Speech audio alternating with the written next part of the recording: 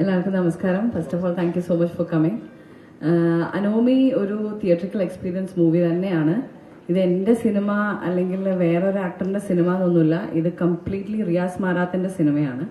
റിയാസിന്റെ സിനിമയിലെ ഞങ്ങളെല്ലാവരും ക്യാരക്ടേഴ്സായി വരുന്നു എന്ന് മാത്രം. സോ ഒരിക്കലും ഇത് ഒരു ഫീമെയിൽ ഓറിയന്റഡ് ഫിലിമാണെന്നോ അല്ലെങ്കിൽ ഒരു മെയിൽ ഓറിയന്റഡ് ഫിലിം അങ്ങനെയൊന്നും ഞങ്ങൾ എവിടെയും അവകാശപ്പെട്ടിട്ടില്ല.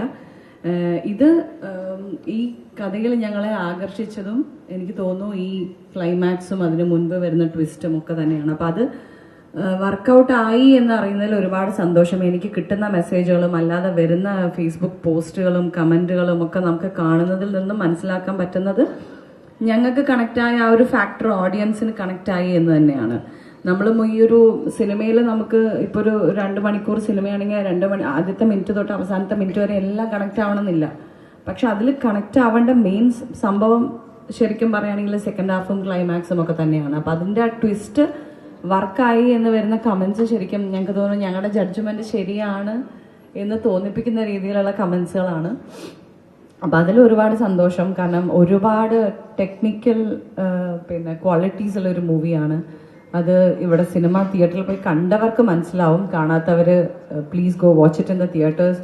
കാരണം ഞങ്ങളിപ്പോൾ ഈ അടുത്തൊരു പോസ്റ്റ് ഇപ്പം ഞങ്ങൾ ഉച്ചയ്ക്ക് ഞങ്ങൾ കണ്ടേ ഉള്ളൂ. അതിൽ ഒരാൾ എഴുതിയിട്ടുണ്ടായിരുന്നു, ആൾ അത്രയ്ക്ക് ഇഷ്ടപ്പെട്ടു ഈ സിനിമ തിയേറ്ററിൽ കണ്ട ആ ഒരു എക്സ്പീരിയൻസ് എനിക്ക് പറയാൻ പറ്റില്ല. സോ ഈ സിനിമ ഇനി OTT-യിൽ വരുമ്പോൾ നിങ്ങൾ ആരെങ്കിലും അയ്യോ ഇത് ഞങ്ങൾ തിയേറ്ററിൽ കണ്ടില്ലല്ലോ എന്നുള്ളൊരു മിസ്സിങ് വരാതെ ഇരിക്കട്ടെ. ബിക്കോസ് ഇത് 100% തിയേറ്ററിക്കൽ എക്സ്പീരിയൻസ് ഡിമാൻഡ് ചെയ്യുന്ന ഒരു മൂവിയാണ്. കാരണം അങ്ങനത്തെ ഒരു വിഷ്വൽ ഒരു മാജിക് ഇതിലുണ്ട്.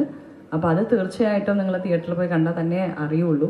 അപ്പം അതുകൊണ്ടാണ് നമ്മൾ ഇങ്ങനെ ഒരു പ്രസ് മീറ്റും അല്ലെങ്കിൽ അതിൽ കൂടുതൽ ആൾക്കാർ ഇതിൻ്റെ ഈ പടത്തിൻ്റെ ഒരു പ്രത്യേകത എന്താണെന്ന് അറിയണം എന്ന് നമ്മൾ മനസ്സിലാക്കിയിട്ടാണ് നമ്മളിപ്പോൾ ഇങ്ങനെ ഒരു പ്രസ് മീറ്റിൻ്റെ ഇത് വെച്ചത്. എനിക്ക് ഡെഫിനറ്റ്ലി നല്ല അനുഭവമായിരുന്നു.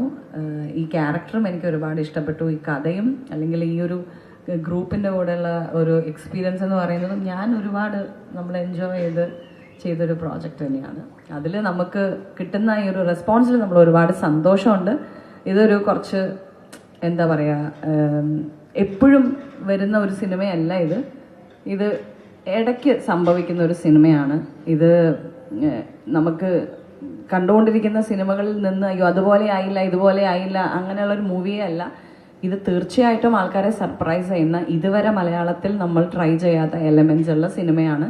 നമ്മൾ തന്നെ ഇങ്ങനെ പറയുമ്പോൾ നമുക്ക് തന്നെ എന്നുള്ളൊരു ചളിപ്പാണ്. പക്ഷെ വരുന്ന പോസ്റ്റുകളിൽ നിന്നും കമന്റുകളിൽ നിന്നും നിങ്ങൾ നോക്കിക്കഴിഞ്ഞാൽ നിങ്ങൾക്ക് തന്നെ മനസ്സിലാവും സെയിം സംഭവം തന്നെയാണ് ആൾക്കാരും പറയുന്നത്. അത് ഓഡിയൻസിന് കണക്റ്റ് ആയി എന്നുള്ളതിൻ്റെ ഒരു പ്രൂഫാണ്.